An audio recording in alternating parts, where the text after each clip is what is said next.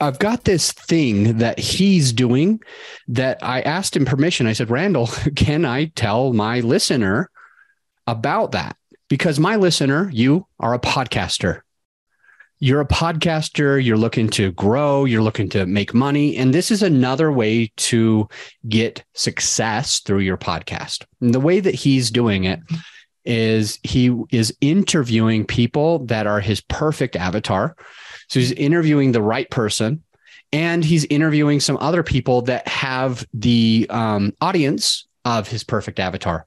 So that's already smart right there. So far, you've gotten 2 quick takeaways with what Randall is doing on his podcast, ABC.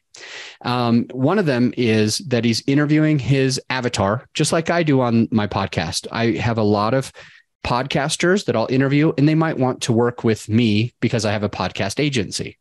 Secondarily, Randall, will interview other folks that have the audience of his perfect avatar, which is that the audience of some of his guests.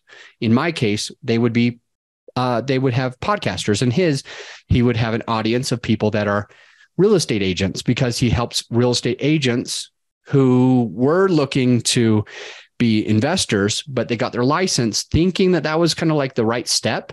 But then they are just trading time for dollars because they're agents, and agents make money when they get a transaction. So it's all transactional. Some weeks are big, some months are big, some months are small. It's feast or famine, really. And real estate agents, that's not what they were looking for. They were looking for cash flow. And now they came into this and they're just trading time for dollars. Ultimately, it's opposite from what they wanted or expected. They can be making that money in any way, any form or fashion.